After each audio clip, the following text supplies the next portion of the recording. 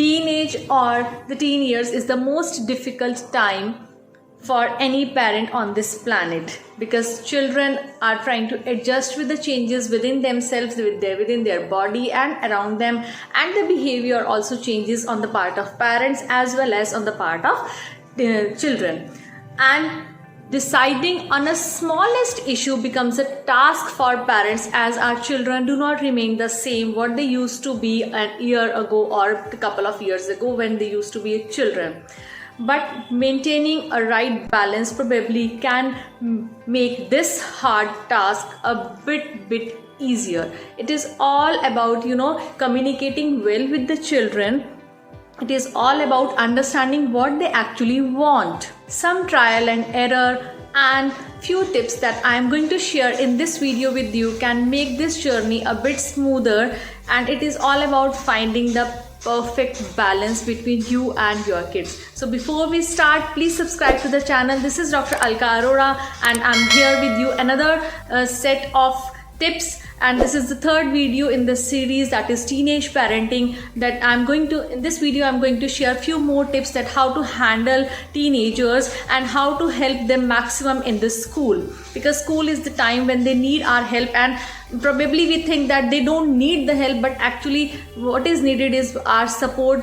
Maximum support is needed from our side. So first and the foremost step is please train your teenager children to speak truth, because truth is the only way that we can handle the problems well. When your child speaks his heart out with you, half of your problems will be solved. It is all about being true to yourself. Being true to yourself brings clarity to life. When your child is speaking truth, then you don't have any doubt in the mind that what is correct and what is not correct. You can decide very easily what to do in any kind of problem, any kind of situation. The next step can be decided very easily if your child speaks truth to you, if he doesn't tell a lie to you. But the irony is, we parents only train them to tell a lie. What happens is, it begins right from the childhood. When the child is not able to complete his homework, he is not able to finish the task assigned by the teacher, we parents tell them to tell a lie to the teacher. Moreover, what happens is, we give him a well-framed, well-structured sentence to cram and recall in front of the teacher that why we could not complete our homework. So this is how we teach our kids to be manipulated right from childhood. Being manipulative is okay for you. It's okay that situation is over, that we can see further, we can see it further. But the habit of telling lie, the habit of not speaking the truth starts from this very stage only. So first and the foremost advice from my side to every parent is to train your child to be fearless. Be very true to yourself. When you are true to yourself, you have a clarity of the situation. So it is very important, very important, and the first tip in this series is speak truth. Be true to your child, be true to yourself, and train your child to be true to himself or herself. Second is obsession with marks. This is for the parents to practice. We get so much attached with the marks, with the digits, the alphabets mentioned in the report card, that we forget that why we are sending our kids to school. We send our kids to school for learning, and this should be the ultimate goal, the long-term goal, that is learning. But what we do is, we see the digits, we see the alphabets mentioned in the report cards, whether they are on the lower side or on the higher side, we react instantly. When they are on the lower side, we get disappointed, we scold our children, we say, we pass so much of negative comments. And when they are on higher side, we overpraise our child, we start flattering our child, that it is like we do not maintain a balance. As I said earlier, maintaining a right balance in everything can make this journey easier. So This report card is actually a very short term goal. You need to understand that we send our children to school for learning. The goal should be learning, emotional intelligence, physical fitness, mental fitness, social skills, general skills, and the understanding of the academic part that he is going to learn, going to see, going to listen in the school. That is more important. The focus should be on creating a life for themselves.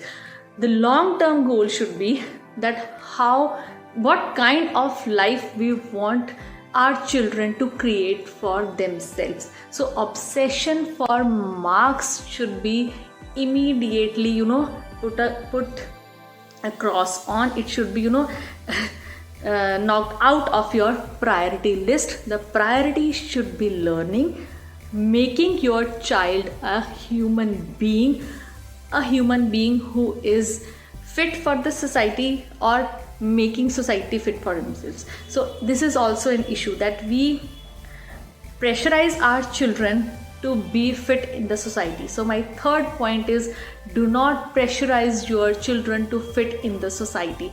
Every children is having his or her own potential. Everyone is born with the individual differences. We all have our abilities, so we can't be same with anybody. We can't copy and move like anybody else. What we parents do is, we come under pressure, that is under societal pressure. Our relatives, our friends, our neighbors, everybody, we know they matter more to us than our children. Important is, we must love our children, we must love their capabilities. So it is very common in Indian households that we pressurize our girls to be social. Why? What is the need? Let her live her life. Let her learn from every situation that comes her way, and she'll develop into a beautiful human being, believe me. So pressurizing, pushing our children towards the things that he actually do not want to do is actually parental pressure and negative parental pressure. So this is important to understand, that your child matters for you more than the society you are living in. Do not engage yourself into social status. Consuming yourself into the prestige and social status actually increases our worries. We should focus on character, the compassion. This is the time for our kids to learn and explore. Please let them learn and explore. Pushing them in the society, pushing them towards the things that they don't want to do, pressurizing them to be, always presentable, imposing the pressure of pretending them will take your relationship with the child in a negative direction. So please try to understand that society is less important than your child. Focus on your child. Don't pressurize your child to be this social. Next is, do not expect your child to be good at everything. We expect our child maths, science, arts, language. We send our girl to this game. Say we send our girl to badminton, and we expect her to go to drawing class in the next hour, and in the very next hour we expect her to go for dance class. Why? What is the need? Why do we want our children to be good at everything? Are we good at everything? Have you ever thought that, are you good at everything? Were you good at everything when you were a teenager? No, we can't be. So please value your child for who he or she is. It is the value learning. Instill the love for learning in yourself and your children. That is more important. The love for knowledge, the love for learning is important. So whatsoever he or she is doing should be according to her preferences, her potential, her ability, her interest. The skills he or she wants to inculcate, wants to learn, should be according to her choice, his choice. So don't expect your child to be good at everything.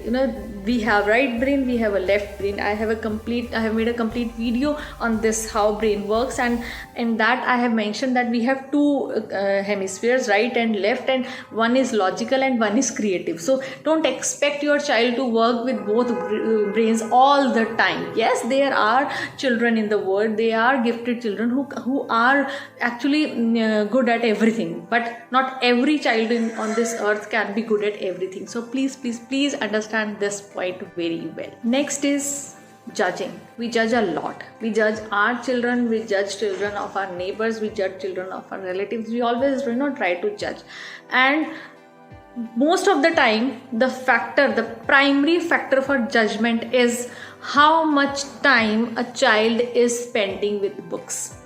This is the main factor for judgment in almost every family. We sit together, we sit for a coffee, when parents sit for a cup of tea, we sit for chatting, we usually discuss how much time our child spends with books. Is it very important? No, this is not very important. This should not be the primary factor. First of all, we should not judge it. What is the need for judging?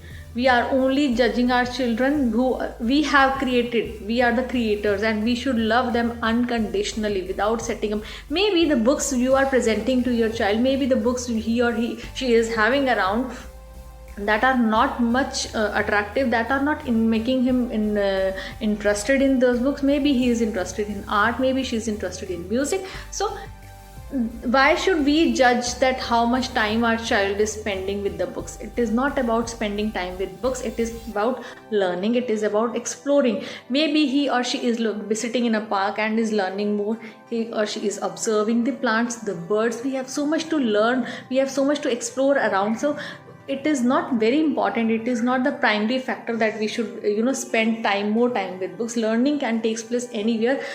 The skill should be that grabbing the opportunities, exploring the world, the concentrating on what we are doing. That is more important, and we as parents can help our children to understand this point very well. When your child ignores what you are saying, when your child suddenly gets angry when you repeatedly trying to direct him towards the books, he sits with the books but he cannot read, he cannot concentrate just because of the stress you are giving him. So please, in these situations, please stop pressurizing, stop judging your child, and it is advisable to redirect your child to what actually interests him or her. So next, in continuation of this, is next step is handling stress. Parents' role is very crucial here. This is the period when teenagers are under a lot of pressure, peer pressure, mental pressure, physical pressure, parental pressure. Every pressure is there, and the plus we parent put that pressures on our brains, that how to handle. So you need to become role models. We as parents we need to role model, and this learning to handle stress should be there from your side. If you are not handling the stress properly, then how can you teach your child to handle the stress? If you are reacting in any situation, like you are instant reaction on seeing a behavior that is not appropriate according to you, an instant reaction when your child is spending more time with phone, and instant reaction when your child gets low marks. So this instant reaction is the sign of pressure. So what child is observing that my parents are reacting different, and he'll learn the same. He'll also learn to react instantly, and when he reacts, you react in a double manner, you are a double negative manner, I should say. So handling stress is important for you first. Parents need to practice how to handle stress. Then only we can handle the stress of our teenagers, we can handle the difficult behaviors of our teenagers. Next is involvement, parental involvement. This is the time when parental involvement is most crucial. The best way is keeping an eye on what your child is doing without making him or her realize that you are actually observing your child regularly.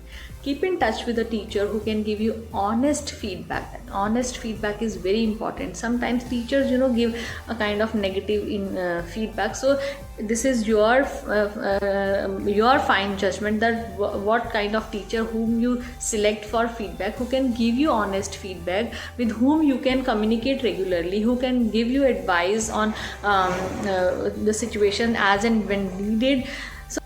Communication with the school is important. It is the best way to find out how your child behaves outside the house.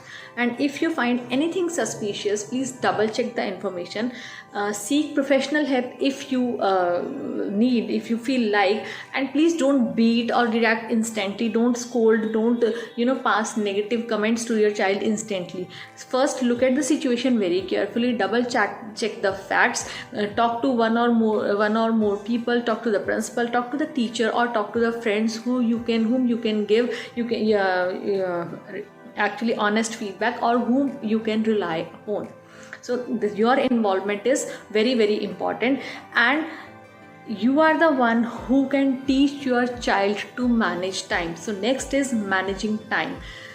Parents are the first teachers of children, that we all know. So how we manage our time actually reflects how our children manage their time. It is advisable that you talk to your child regularly. You help your child making a planner, a to-do list. For example, it starts right from the childhood. Your child is in class 1. He knows that he has to pack his bags. So make a habit that you have to pack your school bag a day ahead, in the evening, not at the time when your bus is it is there on the stop and you are looking for the pencil box, you are looking for the homework copy, or you are still looking at the diary that, oh no, I have not done the homework. So make it a habit. This is the responsibility of parents to inculcate the habit of managing time right from the childhood. When they come to this from the school, make a habit to complete their home tasks, their homework, home assignments in time. Then just tell them that if you finish your homework, finish your home assignments in time, you will have ample time for playing, ample time for enjoyment. And tell them to pack their bags, tell them to view their next day timetable a day ahead, so that they can pack their bags and keep them aside. And there is no pressure, there is no hurriedness at the time of going to school. So managing time is one important tip that I would like to give to every parent of any age, that is right from class 1, class nursery, KG. Please tell your child that it is important to manage time. No one is born with organizational skills. We learn them gradually as we grow. But a little help from parents can make our children establish the habit of managing their time. For example, decluttering, the habit of decluttering, making your own bed, decluttering your study table, picking up things from the floor, clearing the mess, to-do list, having a calendar organizer. These small things can help them in instilling the organizational skills in themselves. Just remember, we are here to influence our children with the relationship between us and our children. We are here to support them, not to expect from them that they need to achieve the goals that we have set for them. Your strong relationship with the child is directly proportional to the school's success and happiness, your happiness and your child happiness. Please try to create an environment, create an atmosphere that your kid can rely on you emotionally. And if you feel that your relationship with your child is damaging, it is never too late to repair. Get up and move closer and try to build the bridge on this gap, so that you can have a good relationship with your child. Your family atmosphere is happier than ever. If you have liked the video, please give a thumbs up, and if you haven't subscribed to my channel, please Please press on the bell icon and subscribe to Alka's Space for more and more informative videos on parenting and teaching. Bye bye and have a good day.